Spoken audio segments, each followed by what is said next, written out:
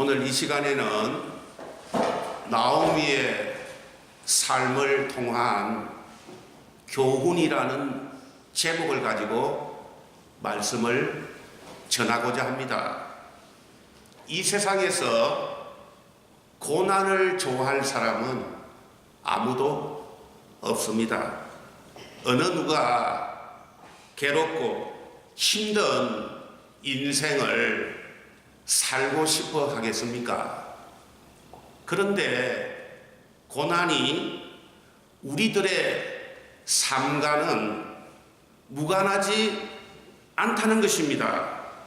어쩌면 우리 삶 그 자체가 고난이라 할 수도 있는 것입니다. 우리가 원했던 바가 아님에도 불구하고 우리 삶 속에서는 항상 고난이란 먹구름이 끊임없이 밀려오기 때문인 것입니다. 그렇지만은 더 큰 문제는 우리가 고난 당했을 때 고난을 어떻게 해결해야 하는지 그 방법을 알지 못하는 것이 더 큰 문제인 것입니다. 그리하여 어느 날인가 예고도 없이 고난이라는 불청객이 불쑥 찾아오면은 나도 모르게 저절로 당황하면서 정신줄을 놓아버리고 갈팡질팡한다는 것입니다. 대체로 대부분의 사람들은 고난이란 먹구름이 찾아올 때 자신의 삶을 원망하거나 낙심한다는 것입니다. 그리고 절망이란 깊은 나락 속에 빠져버리고 절망의 늪에서 헤어나지를 못한 채 극단적으로는 죽음까지도 선택하는 것이 오늘날 우리들의 모습인 것입니다. 그러나 하나님께서는 우리가 고난 만났을 때 절대로 두려워하거나 당황하지 말고 먼저 그 고난 속에 담긴 하나님의 뜻과 계획을 잘 해석할 수 있는 믿음의 눈을 가진 사람이 되기를 원하시는 것입니다. 우리가 매일 접하고 있는 성경 안에 등장하는 인물은 대략적으로 몇 명이 될까요? 미국 무디 성경대학 성사교수인 테리 홀은 성경 안에 등장하는 인물은 대략적으로 약 2,930명 정도가 된다고 합니다. 그 가운데 처음에는 실패의 삶을 살다가 나중에 성공적인 인생으로 살다간 사람이 있는가 하면은 어떤 사람은 처음에는 성공의 인생을 살다가 실패하는 인생으로 마치는 사람도 있다는 것입니다. 이렇게 하나님께서 우리에게 인생의 다양한 모습을 보여주는 이유는 우리가 실패하는 인생으로 살지 말고 성공하는 인생으로 살기를 원하기 때문인 것입니다. 우리가 걸어가야 할 성공적인 길을 하나님께서 성경 안에 이미 정해 놓으셨습니다. 오늘 이 시간에는 룻기에 등장하는 나오미라는 여인의 삶의 현장 속으로 들어가 그녀가 이 세상에서 어떻게 살다 갔는지를 살펴보려고 합니다. 첫째로 나오미라는 여인은 고난을 만났을 때 그 고난 속에 담긴 하나님의 뜻과 계획을 전혀 알지 못한 채로 하나님과는 상관없이 믿음 없는 모습으로 살았다는 것입니다. 이 이야기는 하나님께서 선택하신 이스라엘 백성의 땅에 흉년이 들었다는 것으로부터 시작합니다. 룻기 1장 1절을 보면은 사사들이 치리하던 때에 그 땅에 흉년이 들이라. 흉년이라고 하는 것은 비가 오지 않는 가뭄으로 농사를 짓지 못해 먹을 식량을 얻을 수 없는 상태를 말하는 것입니다. 흉년이 들게 되면은 당장 우리들의 먹고 사는데 큰 문제가 생기는 것입니다. 마태복음 6장 30절로 32절을 보면은 오늘 있다가 내일 아궁이에 던져지는 들불도 하나님이 이렇게 입히시거든 하물며 너희일까 보냐. 믿음이 작은 자들아, 그러므로 염려하여 이르기를 무엇을 먹을까 무엇을 마실까 무엇을 입을까 하지 말라. 이는 다 이방인들이 구하는 것이니라. 너희 하늘 아버지께서 이 모든 것이 너희에게 있어야 할 줄을 아시느니라.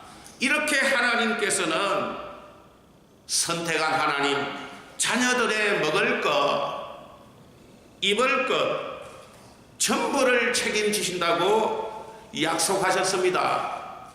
그럼에도 불구하고 하나님께서 선택한 나라 이스라엘 땅에 흉년이 들게 하셨는데 그 이유는 무엇 때문일까요?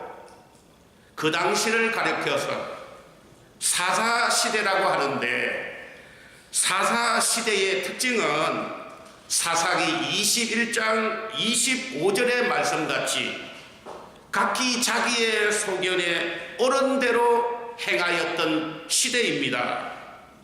이는 그 당시 하나님의 백성들이 가나안 지방 사람들의 영향을 많이 받아서 그 땅에 살도록 허락하신 하나님의 생각보다는 자기 눈에 보이는 환경과 세상적인 가치관을 더 소중하게 생각하며 살았다는 것을 말하는 것입니다. 그리하여 당시 하나님의 자녀들은 하나님과의 관계가 깨어져서 영적으로는 완전히 소경이 되었던 것입니다. 하나님께서는 소경된 그들의 눈을 뜨게 하시려고 끊임없이 선지자를 통하여 말씀으로 훈계하셨지만 귀담아 들으려고 하지 않았던 것입니다. 그러자 하나님께서는 이스라엘 땅에 흉년이라는 고난을 주신 것입니다. 히브리서 12장 6절로 8절을 보면은 주께서 그 사랑하시는 자를 징계하시고 그가 받아들이시는 아들마다 채찍질 하심이라 하였으니 징계는 다 받는 것이거늘 너희에게 없으면 사생자요 친아들이 아니니라 그리 말씀하셨습니다. 이렇게 하나님께서 징계하실 때에는 하나님 앞으로 나와 무릎을 꿇어야 하는 회개가 있어야 하는 것입니다. 그리고 내 마음 중심에 앉아있는 하나님을 대신한 우상을 무너뜨려야 하는 것입니다. 그런데 이게 잘 보이지 않는다는 것입니다. 그 이유는 영적으로 소경이 되어서입니다. 그래서 그 당시 베들레헴 지방에 흉년이 찾아왔을 때 그곳에 살던 엘리멜렉과 나오미 부부도 대부분의 이스라엘 백성들이 그랬던 것처럼 하나님 앞에 나와서 무릎을 꿇고 해결을 하기보다는 도리어 먹을 것이 풍부한 모압으로 떠나게 되었다는 것입니다. 룻기 1장 1절로 2절을 보면은 사사들이 치리하던 때에 그 땅에 흉년이 드니라. 유다 베들레헴의 한 사람이 그의 아내와 두 아들을 데리고 모압 지방에 가서 거류하였는데 그 사람의 이름은 엘리멜렉이요 그의 아내의 이름은 나오미요 그의 두 아들의 이름은 말론과 기론이니 유다 베들레헴 에브랏 사람들이라 그렇게 기록되어 있습니다. 룻기에 등장하는 나오미의 삶의 현장에서 우리가 배워야 할 교훈, 둘째는 나오미가 고난을 해석하는 믿음이 전혀 없었기 때문에 고난이 찾아왔을 때 아무런 생각도 없이 본능적으로 무조건 고난을 피하려고 하다가 결국에는 더욱 더 센 고난을 맞이하게 되었다는 것입니다. 그건 나오미 가족이 모압 땅으로 이사한 지 얼마 되지 않아 어떤 이유에서 그리 되었는지 모르겠으나 나오미의 남편 엘리멜렉이 죽게 되어지는 더욱더 센 고난이 그녀의 가정에 응습하게 되었다는 것으로 이를 보여주는 것입니다. 룻기 1장 2절 후반부로 3절을 보면은 그들이 모압 지방에 들어가서 거기 살더니 나오미의 남편 엘리멜렉이 죽고 나오미와 그 두 아들이 남았으며 그리 기록되어 있습니다. 나오미의 남편이요 가장인 엘리멜렉이 죽었으니 그 가정이 어찌 되었겠습니까? 그 당시엔 여자들이 맞벌이 할 일이 별로 없던 시대였습니다. 나오미 가정이 베들레헴에서는 그래도 비교적 부유한 삶을 살았습니다. 근데 그곳에 흉년이 들게 되자 그 흉년을 피해 보다 더 잘 살기 위해 모압으로 이민을 하였는데 이게 웬 날벼락입니까? 전혀 예상치도 못한 사랑하는 남편의 죽음을 맞이하게 된 것입니다. 흉년이라는 고난에 이어 남편의 죽음이라는 더욱 센 고난의 먹구름이 나오미의 삶에 밀려오게 된 것입니다. 그런데 문제는 더욱 센 고난의 먹구름이 나오미의 인생에 밀려오게 되는 그런 상황에서도 나오미는 그 고난 속에 담긴 하나님의 뜻과 계획을 해석하는 영적인 안목이 없다는 것이 더욱 큰 문제인 것입니다. 그러한 지경에 이르러도 영적인 안목이 없었기 때문에 하나님 앞에 나와서 회개 기도를 하기보다는 그의 두 아들 말론과 기론의 불신개론을 진행하였다는 것입니다. 그것도 하나님께서 선택한 이스라엘 백성이 아닌 모압 여인 오르바와 룻이라는 여자와의 불신개론을 하게 한 것입니다. 룻기 1장 4절을 보면은 그들은 모압 여자 중에서 그들의 아내를 맞이하였는데 하나의 이름은 오르바요 하나의 이름은 룻이더라.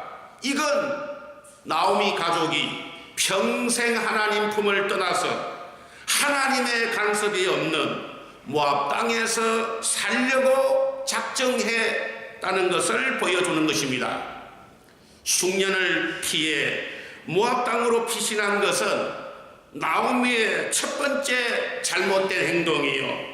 모압 지방에서 남편의 죽음에 대한 하나님의 뜻을 전혀 해석하지 못한 것은 나오미의 두 번째로 잘못된 행동이요, 두 아들 배우자를 모압 여자로 정한 것도 나오미의 세 번째로 잘못된 행동인 것입니다. 이렇게 나오미가 영적으로 믿음의 안목이 없었기 때문에 세 번씩이나 잘못된 행동을 해서 그런지 그의 두 아들 말론과 기론이 결혼한 지 10년쯤 되어 모두 죽어버렸다는 것입니다. 흉년을 피해 모압이라는 나라로 이사를 왔건만 그곳에서 사랑하는 남편이 죽고 두 아들마저 죽게 되었던 것입니다. 나오미 일생에 고난이 끊이지 않고 계속해서 고난에 이어 더욱 센 고난, 그리고 더욱 센 고난에 이어 더더욱 센 고난이 파도처럼 밀려드는 그런 형국인 것입니다. 자식을 하나도 아니고 둘 모두 잃어버린 나오미의 심정이 어떠했을까요? 나오미는 너무나 고통스러워서 자신을 나오미라 부르지 말고 마라라 부르라고 했습니다. 마라라는 뜻은 괴로움이라는 그런 뜻입니다. 그만큼 나오미의 인생이 고통스럽고 괴로웠다는 것을 말하는 것입니다. 한 여자의 일생에 이와 같이 연속적으로 고난이 밀려오게 되면 어떻게 이가에 미소를 짓고 살 수 있겠습니까? 저절로 나도 모르게 아이고 내 팔자야, 그렇게 탄식이 나오지 않겠습니까? 룻기에 등장하는 나오미 삶의 현장에서 우리가 배워야 할 교훈은, 셋째로 하나님께서는 비록 나오미 일생이 만신창이가 된 인생이지만 나오미 가정에 다시 하나님의 은혜로 가득 채워주시길 원한다는 것입니다. 하나님께서는 우리가 고난을 만났을 때 고난 속에 담긴 하나님의 뜻과 계획을 잘 해석할 수 있는 믿음이 있는 사람이 되어 그 고난을 극복하고 행복하게 나가길 원하시는 것입니다. 그리고 하나님께서는 고난이 고난되지 않고 오히려 축복의 통로가 되는 지혜를 구하는 하나님이십니다. 하나님은 비록 징계를 하시지만 하나님의 자녀를 사랑하시는 분이십니다. 히브리서 12장 8절에 분명히 징계는 다 받는 것이거늘 너희에게 없으면 사생자요 친아들이 아니니라, 그렇게 말씀하셨습니다. 잘못했음에도 불구하고 징계가 없다면 그 사람은 하나님의 자녀가 아니라는 것입니다.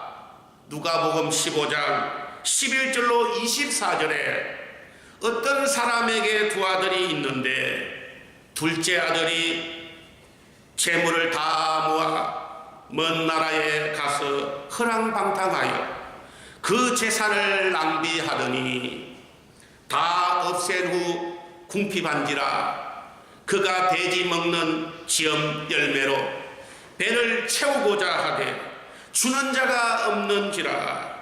이에 스스로 돌이켜 내 아버지에게는 양식이 풍족한 품꾼이 얼마나 많은가, 나는 여기서 줄여 죽는구나. 이에 일어나서 아버지께로 돌아가니라. 아직도 거리가 먼데 아버지가 그를 보고 처걸이 여겨 달려가 목을 안고 입을 맞추니 아들이 아버지, 내가 하늘과 아버지께 죄를 지어 싸우니 지금부터는 아버지의 아들이라 일컬음을 감당하지 못하겠나이다. 아버지는 종들에게 이르되 제일 좋은 옷을 내어다 입히고 손에 가락지를 끼우고 발에 신을 신기라. 그리고 살찐 송아지를 끌어다가 잡으라. 우리가 먹고 즐기자. 이 내 아들은 죽었다가 다시 살아났으며 내가 잃었다가 다시 얻었노라 하니 그들이 즐거워하였다. 그렇게 말씀하셨습니다. 아버지 재산을 허랑방탕하게 낭비한 둘째 아들과 같이 이제 나오미는 베들레헴 땅에 흉년이 지나가고 곡식을 얻을 수 있게 되었다는 소식을 들은 나오미는 고향 베들레헴으로 돌아가야겠다고 생각한 것입니다.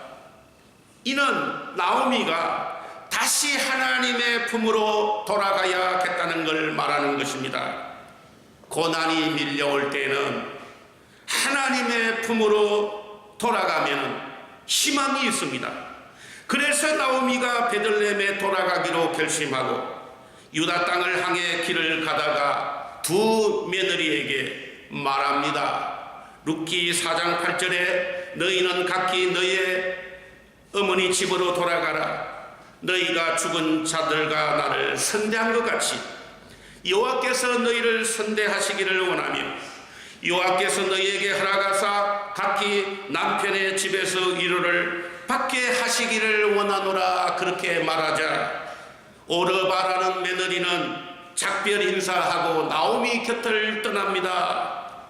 하지만 롯이라는 며느리는 룻기 1장 16절로 17절에 룻이 이르되 내게 어머니를 떠나며 어머니를 따르지 말고 돌아가라. 강건하지 마옵소서. 어머니께서 가시는 곳에 나도 가고 어머니께서 머무는 곳에서 나도 머물겠나이다. 어머니의 백성이 나의 백성이 되고 어머니의 하나님이 나의 하나님이 되시리니 어머니께서 죽으시는 곳에서 나도 죽어 거기 묻힐 것이라. 만일 내가 죽는 일 외에 어머니를 떠나면 여호와께서 내게 벌을 내리시고 더 내리시기를 원하나이다. 그렇게 믿음으로 고백하게 되었다는 것입니다. 지금으로부터 약 112년 전 1907년에 조선 사람들을 하나님과 화목하게 하는 길을 열기 위하여 조선을 찾았던 루비 캔드릭이라는 선교사가 있었습니다. 그녀는 미국 텍사스주 남감리교 믿음의 가정에서 태어났고 1907년 9월 항해도 개성에서 조선말을 배우면서 사역하던 도중에 24살의 꽃다운 나이에 순교를 하게 되었는데 조선에 온 지 불과 8개월 만이었습니다. 그분이 죽기 전에 남긴 말은 지금도 듣는 사람들의 심장을 울리게 합니다. 만일 나에게 1000개의 생명이 있다면 모두 조선을 위해 바치고 싶습니다. 만일 내가 죽으면 텍사스 청년 회원들에게 10명씩, 20명씩, 50명씩 조선에 선교 나오라고 전해주세요. 그녀의 마지막 편지는 텍사스 청년연합회 집회에 전달되었고 그 청년 중에 20명이 선교사로 조선에 나오게 되었다는 것입니다. 그녀가 생존했을 때 부모님에게 보낸 마지막 편지입니다. 사랑하는 아버지 어머니, 이곳 조선 땅에 오기 전 집들에 심었던 꽃들이 활짝 피었다는 소식을 들었을 때 하루 종일 집 생각만 했습니다. 욕심쟁이 수지가 그 씨앗을 받아 동네 사람들에게 나누어 주었다니 너무 대견스럽군요. 아마 내년 봄이 되면 우리 동네는 온통 내가 심은 노란 꽃으로 덮여 있겠군요. 아버지 어머니, 이곳 조선 땅은 참으로 아름다운 곳입니다. 모두 하나님을 닮은 사람들 같아요. 선한 마음과 복음의 열정으로 보아 아마 몇십 년이 지나고 나면 조선은 주님의 사랑이 넘치는 곳이 될 것 같습니다. 저는 복음을 듣기 위해 20km를 맨발로 걸어오는 어린 아이들을 보았을 때 그들 안에 있는 하나님 사랑 때문에 오히려 위로를 받습니다. 그러나 한편에서는 탄압이 점점 심해지고 있습니다. 그저께는 예수님을 영접한 지 일주일도 안 되는 서너 명이 끌려가 순교하였고, 토마스 선교사와 제임스 선교사도 순교했습니다. 선교 본부에서도 다들 철수하라 지시가 있었지만 대부분의 선교사들은 자기들이 전도한 조선인들과 숨어서 예배를 드리고 있답니다. 아마 그들은 모두 순교할 작정인가 봅니다. 오늘 밤 유난히 고향으로 돌아가고 싶어요. 예국인을 죽이고 기독교를 정오한다는 소문 때문에 부두에서 저를 끝까지 말리셨던 어머니의 얼굴이 자꾸 제 눈앞에 아른거립니다. 아버지, 어머니, 어쩌면 이 편지가 마지막일 수 있습니다. 제가 이곳에 오기 전 뒷뜰에 심었던 한 알의 씨앗으로 이제 내년이면 온 동네가 꽃으로 만발하겠지요.